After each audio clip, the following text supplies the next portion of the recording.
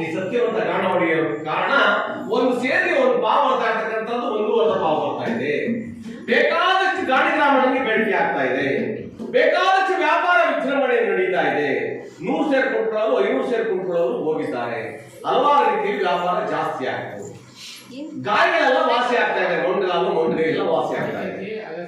ಈ ಕಡೆ ಏನಾಗಿದೆ, ಚಂದ್ರಸೇನ ಮಹಾರಾಜರು ವಯಸ್ಸಿಗೆ ಬಂದಿರ್ತಕ್ಕಂಥ ಪದ್ಮಾವತಾದೇವಿ ರಾಜಕುಮಾರಿ ಅಂತಕ್ಕಂಥವ್ರು ಬೇಕಾದಷ್ಟು ರಾಜರ ಮಕ್ಕಳು ಬಂದಿದ್ದಾರೆ. ಆ ರಾಜ ಒಬ್ಬರು ಲಗ್ನ ಆಗ್ತಾ ಇದೆ. ಕಾರಣ ಅಂದ್ರೆ ಏನು, ಯಾರು ದೀಪಾಂಕರಾಗ ಆಡ್ಕೊಂಡ್ರು ಅವ್ರು ನನ್ನ ಪತಿ ಆಗ್ಬೇಕಂತೇಳಿ ಎಲ್ಲ ತೀರ್ಮಾನ.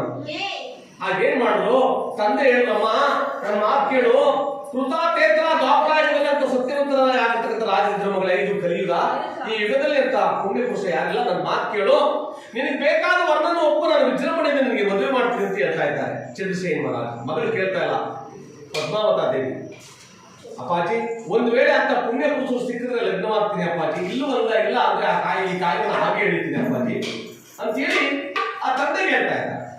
ಆಗ ಏನಿಲ್ಲ, ಚಂದ್ರಸೇನ ಮಹಾರಾಜ ಲೋಕದ ಅಪವಾದಕ್ಕೆ ಎತ್ತಿ ಮರವನ್ನು ಮಾಡಿ ಕಳಿಸಿದ್ದಾರೆ. ಅಲ್ಲಿ 4 ಜನ ದಾದಿಗಳು ಬಿಟ್ಟಿದ್ದಾರೆ. ಅವರು ಗೌರಿ ವ್ರತ ಏನ್ ಮಾಡ್ತಾ ಇದ್ದಾರಪ್ಪ ಅಂತ ಅಂದ್ರೆ 8,000 ಚಿಲ್ಲರೆ ದೀಪವನ್ನು ಇಟ್ಕೊಂಡಿದ್ದಾರೆ. ಎಣ್ಣೆ ಆ ಬತ್ತಿ ಯಾವ ದೀಪವನ್ನು ಇಟ್ಟು ಎಣ್ಣೆ ಬಿಟ್ಟು ಆ ಬತ್ತಿಯನ್ನು ಇಟ್ಟಿದ್ದಾರೆ. ಯಾರು ರಾಗದಿಂದ ಈ ಜ್ಯೋತಿಯನ್ನು ಹತ್ತಿಸ್ತಾರೋ ಅವರು ನನ್ನ ಪತಿ ಆಗ್ತಾರೆ ಅಂತ ಹೇಳಿ ಆ ಯಮ್ಮ ವ್ರತವನ್ನು ಮಾಡ್ತಾ ಇದ್ದಾರೆ. ಆ ಯಾವ ಮಹಾಪಾರ್ವತಿ ಗಂಗೆಯನ್ನ ಗೌರಿಯನ್ನ ಪೂಜಿಸ್ತಾ ಇದ್ದಾರೆ, ಭಕ್ತಿಯಿಂದ ಅವ್ರನ್ನ ಬೇಡ್ತಾ ಇದ್ದಾರೆ.